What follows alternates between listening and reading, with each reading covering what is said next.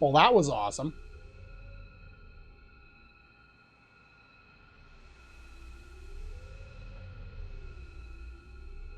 Is it over? I wonder. Oh, so we've defeated Ultimacia. She was the one who was doing time compression, so I guess that breaks it. Now we need to find a way to get back home. Not exactly sure how that works. Think about where we have to go. If you remember, we're relying on love and friendship to get us through here. Don't fall into a time warp. Seriously? Seriously, don't fall into a time warp. Time's compressed. Who you want to be with? So we want to go to that field, do we?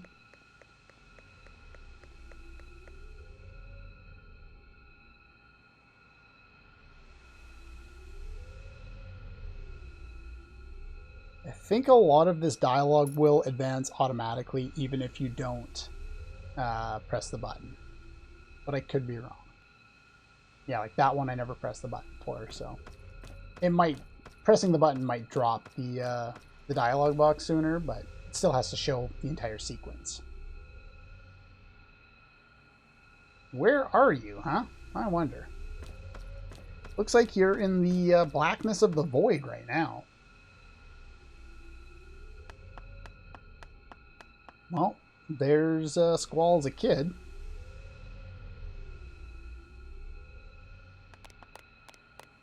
And there's Adia.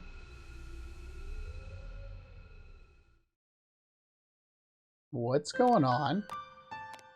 Why are you here? Why am I here?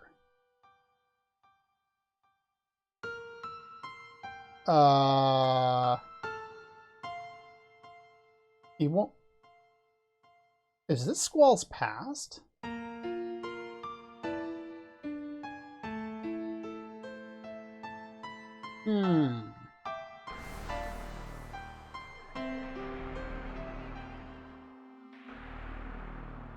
Remember, a sorceress cannot die until they pass on their powers.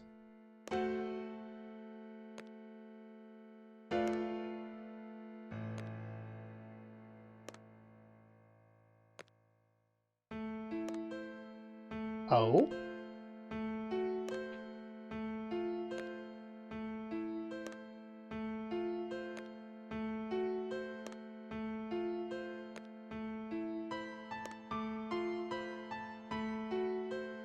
You remember, we spoke to Adia at her house one time.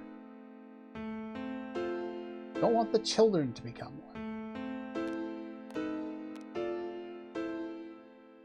Adia had said that she became a sorceress twice.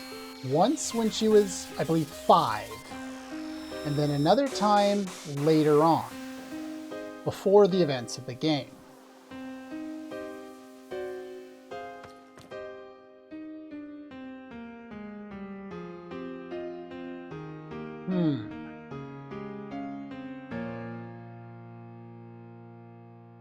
Yeah, who are you? A seed from Balam Garden.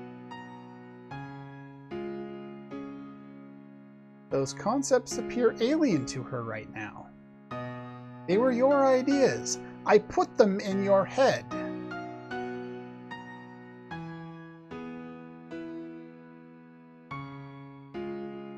So here's our temporal paradox and where it begins.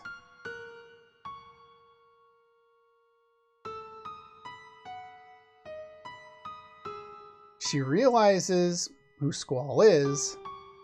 Squall spills probably way too many beans. And yeah, this is not your location.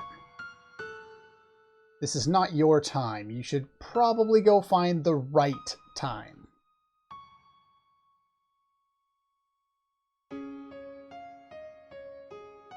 You don't need to know who that is. You'll figure it out one day. The only Squall permitted here is you.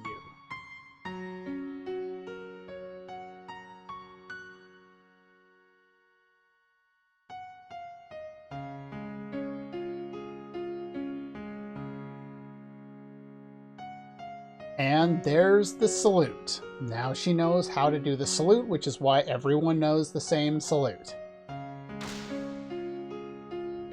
So yeah, the whole concept of because you're not alone, yeah, I'm not alone, cue the music.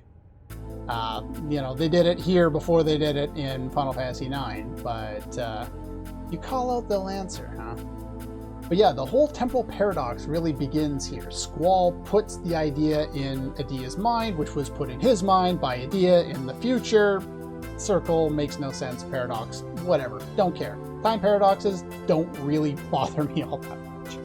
I'm sure they bother some people, but there's way more things to pick apart in this game than a temporal paradox.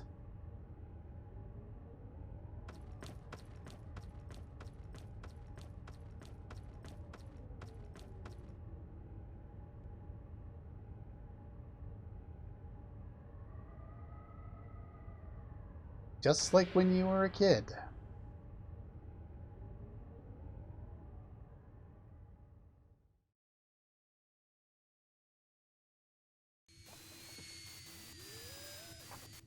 Well, that's trippy. Where are we? Are we in the middle of nowhere?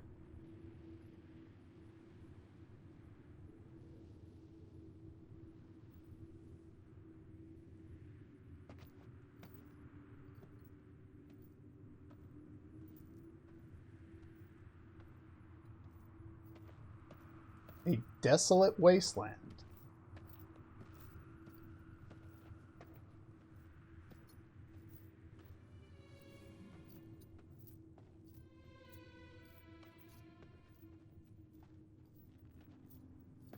That music sure isn't making me feel any better. I think Squall's lost. Lost in the stream of time.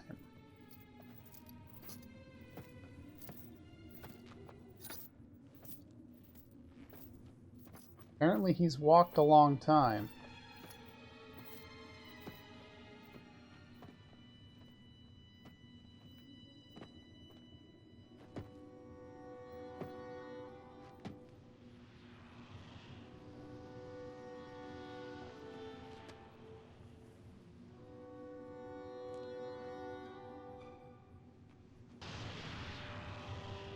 Oh, well, that's one place to be.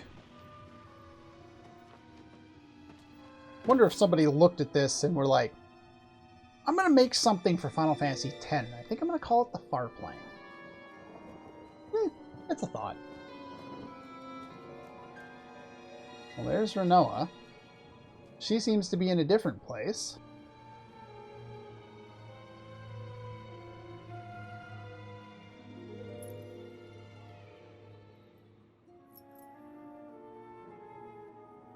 He still has his ring.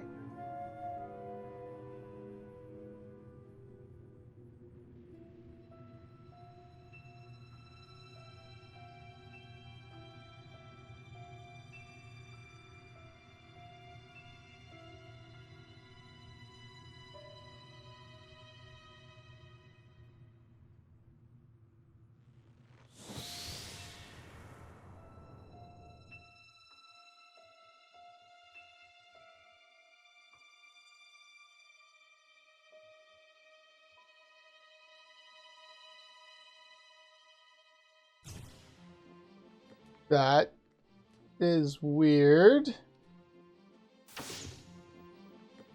Squall, you're tripping balls. Oh, we're stuck in a time loop. Whoa.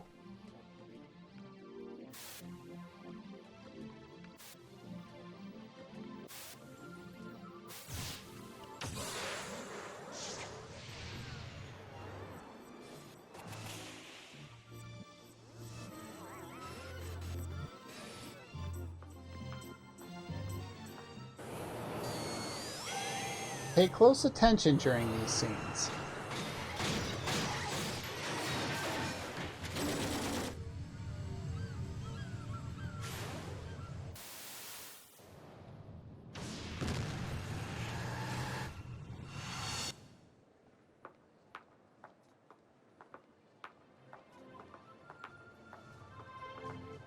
As trippy as they are important.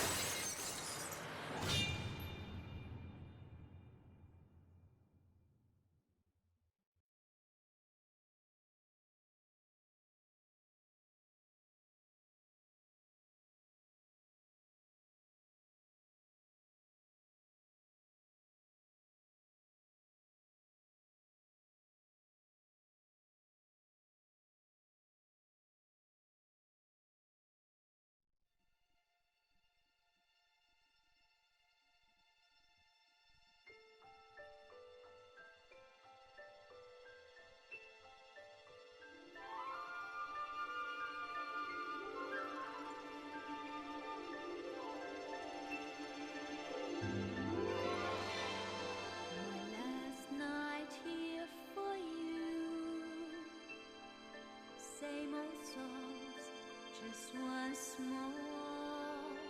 My last night here with you. Maybe yes, maybe no. I kind of lied it your way. How you shyly placed your eyes on me. Did you ever know that I had mine on you? Darling, so there you are, with that look on your face, as if you never heard, as if you never down. Well, I gotta say, I had to shut up during it, not just for the Eyes on Me song again, but just for that whole sequence prior to that. I needed to shut up and let you actually experience that sequence, because one, it's a very important sequence, and with me talking, you wouldn't really be able to focus on it. Cypher, you're back to being a posse with these three idiots. Or, well, these other two idiots. Well, at least that was funny.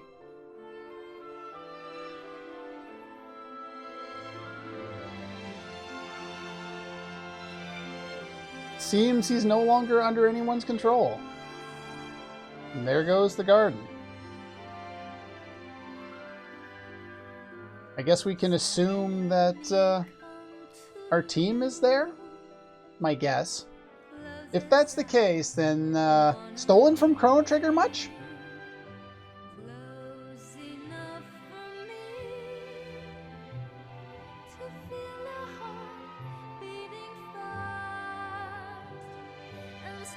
And here is your final piece of evidence to support that those indeed are Squall's parents.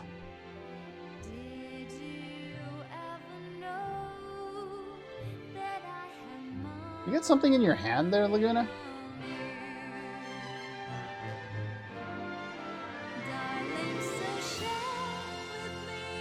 I love the sparkle in her eye. One of the things I always liked in anime was that quivering eye to show emotion. I just find that very effective.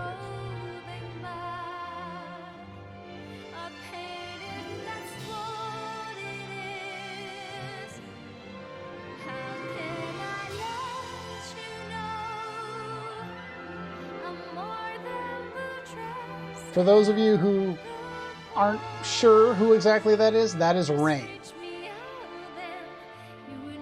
It's the lady we met in one sequence in Wind Hill, and it was Laguna's, well, I guess his true love. Julia, who he was infatuated with earlier on, not really. It was, I guess, kind of a fling for him. As if you see here, remember, Rain had died over the course of the game. Well, before the course of the game. But yeah. Rain's grave. One thing I like is they've transitioned from the like sequence before with Laguna and Rain. And if you look at Laguna now, look at his hands and his eyes compared to, say, Alone's eyes there.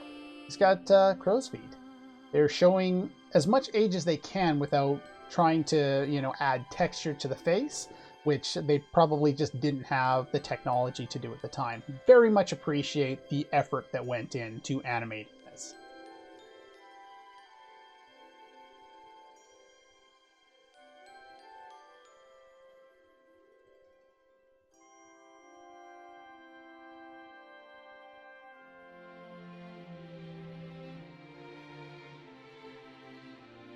And the credits roll.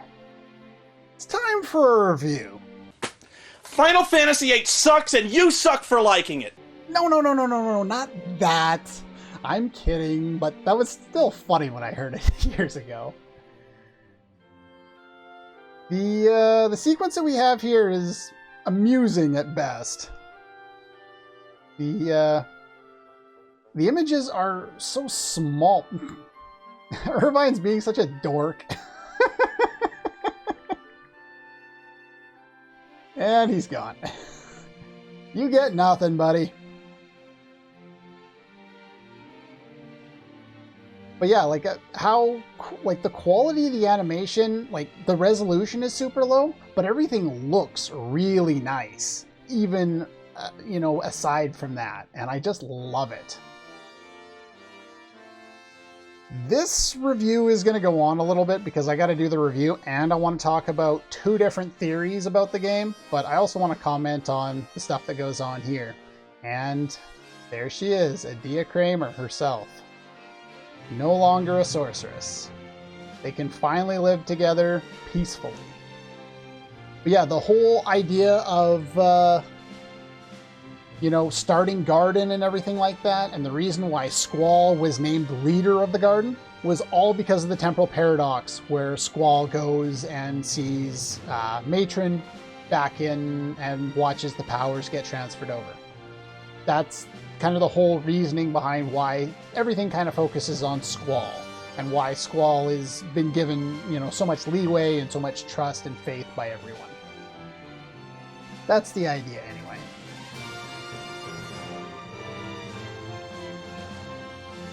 What do we got here? Aw, Zell finally got his hot dogs! But he looks... I don't know, he looks weird in this scene. He almost looks like evil because he's so pale or something like that. I don't know. And he's choking on hot dogs. And the other girl there is supposed to be the girl with pigtails, I believe. Did Zell die?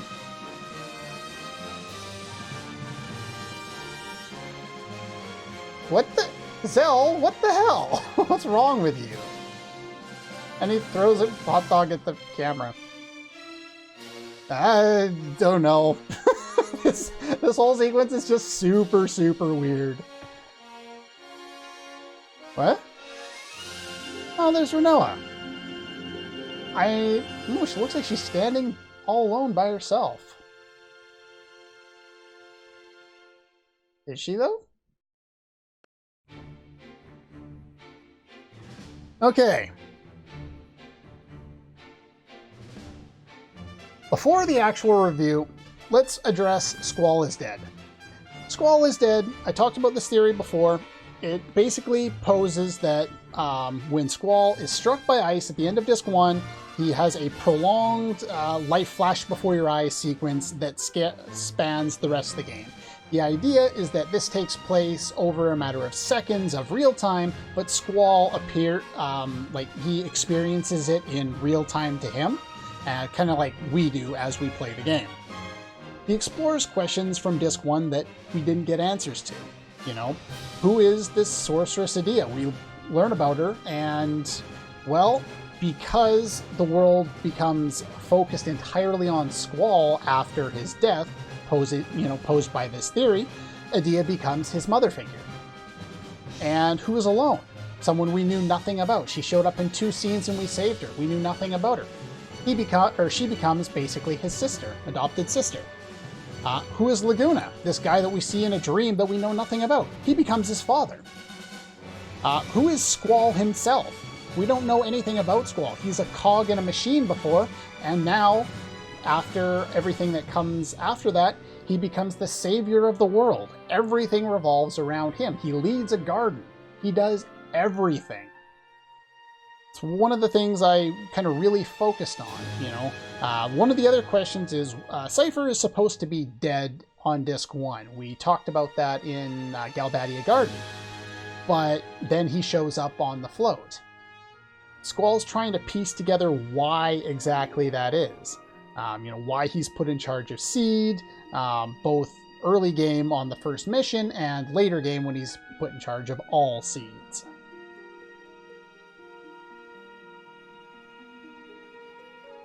When we learn of Cypher's quote-unquote death, Squall has a bit of a mini breakdown, and he questions how people react to his own death. This is kind of his mind focusing on how he wants people to see him, assuming that, he dies at the end of Disc 1. Shooting stars. Wishing upon a star? Aw, look at that, he's alive! I'm still going to keep talking about the Squall's dead theory. But, yeah. We finally get the kiss! Look at that! Oh, it's so cute! Damn, I love this game. Yeah, the whole no wound in his chest at the start of Disc 2, that's a major source of the plot hole for this. You could say that he's healed by someone to keep him alive for torture. Sure, that's fine. Or you could look at it the other way, and it doesn't make a whole lot of sense considering what happened in Final Fantasy VII at the end of Disc 1 of that game. Basically, everything becomes related and fit together, not necessarily just in terms of Squall being like this main piece that kind of encompasses everything, but it also kind of, not only does it focus around him, but everything ends up fitting together instead of just being, an offshoot over here and an offshoot over there and an offshoot over there. Everything fits together, and it almost fits together too well. Do we just get a black screen after this? Isn't there a the end thing or other credits or anything like that? Let's go to the credits. I don't know if I've ever heard this song before. Okay, this is different. Okay then. That's something. You learn something new every day. So some other evidence for that is the first disc is really focused on realism. There's nothing really weird going on until Disc 2 starts. And then we go from realism to Moombas, talking creatures, Shumi that live in our garden somehow, flying gardens, spaceships, Laguna as frickin' president of SR, really stupid things that don't make any sense. All of that happens after the first disc. The game comes from really reality-based to completely fantasy-based after that. It's a big shift, and I think this theory could account for it. Rinoa shows very little love for Squall throughout Disc 1. There's the dance, and other than that, she apparently was in love with Cypher earlier on, before the events of the game, and she doesn't really show anything towards Squall much until Disc 2 and beyond. So this is him, finding a romantic interest in his dying mind. So the next point that I wanted to go over is the blurry Rinoa in the ending there. We didn't really talk about it because I wanted you to be able to look at it, but now I actually want to talk about it. I may end up cutting the intro out of this and splashing on images from the ending, depending on how I feel when I edit this. But yeah, that blurry image of Rinoa at the end is basically Squall's mind is finally falling apart. He's reached the end of this life flashes before his eyes sequence, and he's actually dying now. He can't hold his thoughts together. I like that idea. That whole Squall had a big hole in his face was extremely weird. It's kind of like the idea of him losing his sense of self. Can't, maintain his idea, tell what reality and fiction is. It's cool. The idea that Ultimacia could be Squall's subconscious telling him that his time is up during some of her comments during the final sequence of the final battle definitely is interesting. Personally, the Squall is dead theory I like. I think it adds more thought to the game, and even if it's like, it's already been established that Kitase from the original team has said that this is not what they intended at all. He also thought it was an interesting idea. In fact, he said if they ever remade the game, he might work on it with that in mind. I guess remasters don't count because they didn't change a damn thing, but sure, whatever. But anyway, that's not the only theory. There's also another theory. It's called Rinoa is Ultimacia. This one I couldn't grasp as well as the Squall is dead theory, but other people seem to react better to this one than the Squall is dead theory. So the idea here is that Rinoa survives at some point into the future, past the time when Squall dies. Either the idea is that he dies sometime after these events, or he dies at the end of Disc 1, and at that point Rinoa was already in love with him. So either that, like basically it's assuming that there is a separate timeline for that to happen, or that Squall just dies sometime after this. At that point, because Rinoa is still a sorceress, she can't die until she releases her powers, so she's not going to die before Squall unless something happens. But the idea is that she becomes mad with grief over the fact that Squall is indeed dead. And then the use of the GFs has led to her forgetting much of her memory. She recalls being happy with someone in the past, which the someone is Squall, but she doesn't necessarily remember who it is. So she tries to compress time to get back to that point where she was happy with this person that she wants to be with. So that's why she wants to compress time. Now, the advantage of this theory is it gives Ultimacia some kind of purpose and motivation and character, which in the game she has none. She's just evil and wants to destroy the world because evil. So in that respect, I really like this theory. I find that in order for this theory to work, it contradicts the Squall is dead theory, unless we assume that a second timeline is involved, in which case, then it's fine. So the idea is that she doesn't remember, because of the GFs, what Squall looks like, and when Ultimacia is fighting Squall and the others, she doesn't even know what's going on. She just knows she's got to fight these things that are her enemy, and she's forgotten everyone who was important to her. She's still going with one goal in mind, she just doesn't really know what that goal is. This gives Ultimacia, like I said, backstory and motivation. She doesn't get that in the game, which is nice. Now, the appearance of Griever in the final fight, I said, was kind of weird. It was Squall's ring.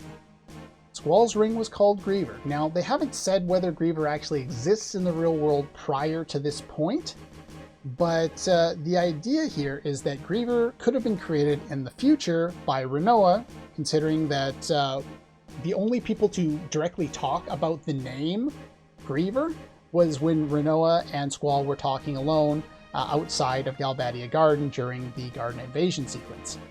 So those are the only two who know that name.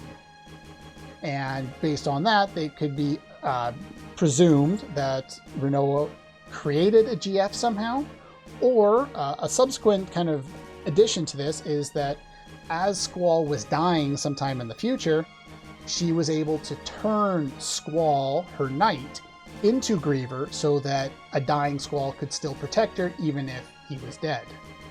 So that's an idea. I don't know how that would happen. I don't really understand how that would work. There's not really enough evidence for me to believe it, but the idea, this is the idea, and I figured I'd at least share that with you.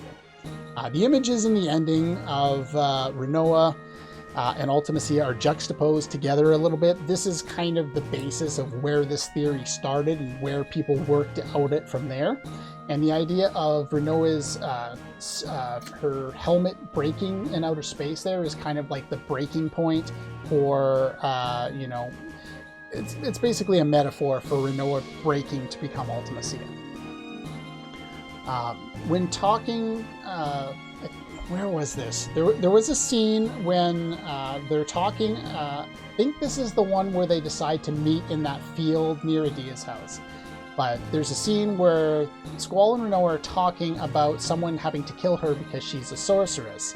And Rinoa says she's okay with it, but only if Squall does it. Only Squall. In fact, her next quote is what makes this seem like evidence. I don't want the future. I don't want the present. I want the present to stand still. I want to stay here with you. So if that idea got warped in the future with her grief, then I could see that happening. Rinoa is the only one we know who has wings other than Ultimacia. Ultimacia has black wings, Rinoa has white wings. We could assume that over time she got corrupted, and one of the ideas that could explain that corruption other than grief is Adele. Adele died, we didn't really see anything about it, but she was a sorceress and she had to pass her sorceress powers on to someone else. The only one who was there that made sense to give it to was junctioned onto her, was Rinoa. So if the sorceress, Adele gave some of her power or all of her power over to Rinoa and she was corrupted, that power could have corrupted Rinoa. Now, it's not my favorite theory, but it's at least an interesting theory to talk about, and I think it definitely deserves being talked about. I believe this one's also been debunked by Square employees, so there's that too. They were never intended on it being that way, but between the two of them, they give the game more to make sense. Like, Squall is dead theory makes a lot more sense, and you can forgive a lot of the glaring problems in the plot and the plot holes and the stupidity and the randomness of things like Laguna being frickin' president. You can excuse some of these things if it's in the mind of a dying person. So that in a sense makes sense. Rinoa is Ultimacia, gives the villain motivation and character backstory. Okay, I need to shut up for a second, drink water. There we go. Alright, the review! We're actually going to review this game. The story. The story has butt tons of problems. It really does. But the thing is, I still love it anyway. Like, I've complained non-stop about this game throughout the entirety of it, but I still love this game. I'm not being facetious. I'm not trying to, get people to not, hate on me because I'm hating on the game or anything like that. I do love this game. There's lots of content that I can enjoy, even despite its problems. Like, Xenogears has a lot of problems as well with its story and its complex nature, and there's lots of plot holes there too. I love that game. This game is very similar for me. It's a different type of story. Xenogears is definitely more illusion-based and more looking into things. This one is a more straightforward story other than those two theories. But yeah, the story, it's not the strongest in the Final Fantasy series. They decided to switch from the whole fantasy aspect and go more sci-fi, beyond steampunk to cyberpunk, and certain aspects of it are cyberpunk and certain aspects of it are fantasy. It's kind of anachronistic. It doesn't really know what it wants to be, and instead of focusing on magic rocks, like every other Final Fantasy before it, it focuses on a love story between Squall and a character that most people do not like. Now, you're perfectly welcome to like Rinoa.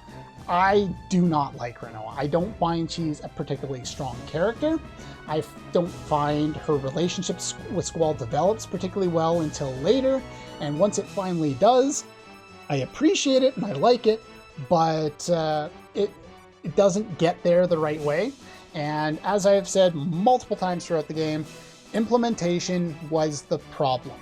This game had so many great ideas, but the implementation failed it, and unfortunately, for me, the story just wasn't as good as it could have been.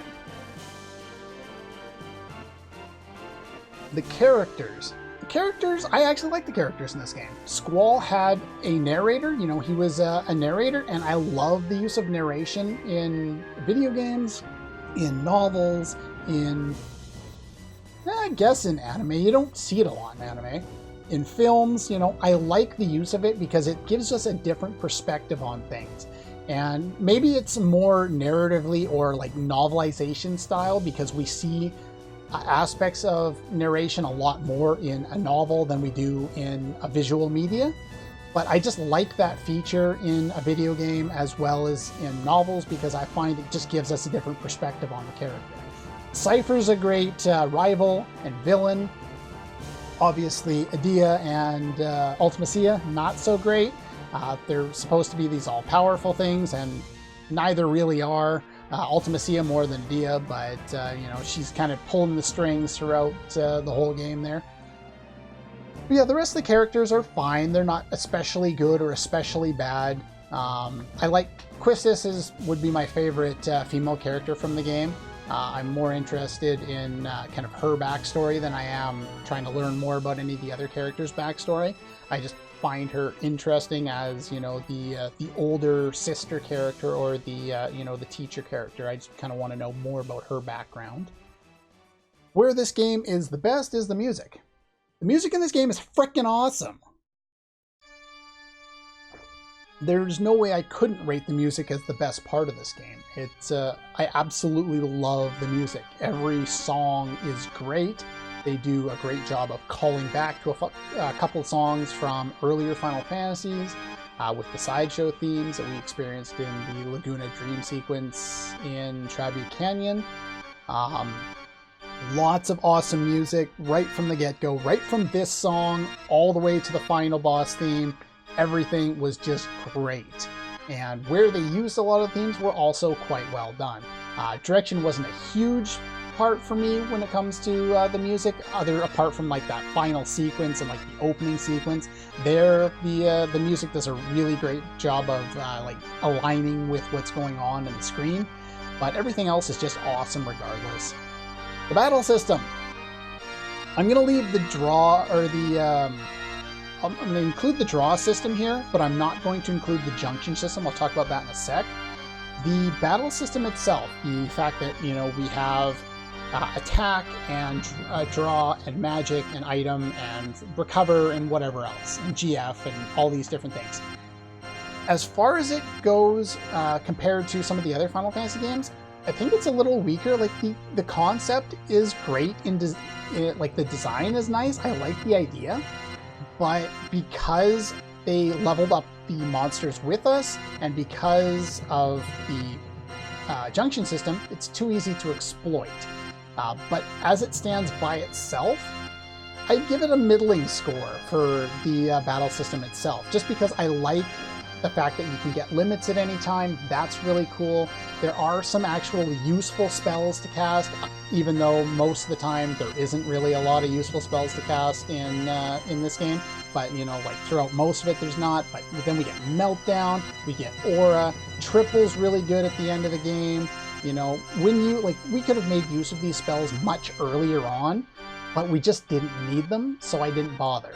But yeah, like the ideas are really, really cool, and I would like to see the system apply, like this kind of a battle system applied to a normal level scaling system, and I think that would be more interesting. Just like the battle system is pretty kind of basic. It is a Final Fantasy battle system. I just like kind of the balance of everything. Different moves. Defend is actually useful for once. You know, stuff like that. Recover and revive are nice to have. Level up, level down. There's lots of options to do in battle. It's just moving on to the gameplay. The junction system kills everything. The other thing to talk about in terms of the battle system, the draw system sucks. We know it sucks. It's stupid. Why should you have to go and draw spells? Just let us buy them at the store. Materia was a much better system in my opinion, more creative, more customizable. But even if you're not doing something like that and you just want to, you know, get spells or something like that, Final Fantasy V lets you buy spells. That worked out just fine. We didn't really need to draw 100 of everything or play a butt ton of cards or anything like that just to get spells to be competent in battle. And there just wasn't really a nice line between doing well, you know, like doing nothing, or completely breaking the game. There just wasn't a good line to pick in between, and you would physically have to pick that as opposed to just playing. You either were going to draw everything or you weren't going to draw everything. And if you weren't going to draw everything, there was no point in drawing anything at all. So, anyway. Yeah, so the draw system sucks. As far as gameplay, the junction system is broken. It's totally and utterly broken. I don't like it because it focuses the player more on trying to maximize their stats at a given point in time, as opposed to just trying to level up and progress through the game naturally. And I much prefer being able to traverse through the game naturally. The leveling system of the monsters didn't really do anything for me. Monsters that level up as we do and have like different draws and different stealing items and different dropped items, it's just more information to have in your head, and I don't think it adds anything to the game. I would have preferred if they had just gone without it, but you know, it is what it is. The graphics for this game are great. Now, I used HD mods. This is the original Steam version with HD mods. They now have a remastered version that should have been a $5 DLC on Steam for the existing version, but, you know, it is what it is. The remaster, I could have transitioned to play the remaster partway through the LP, considering it was announced partway through the LP and released partway through the LP, but it wouldn't have done anything as far as changed anything that I would have done.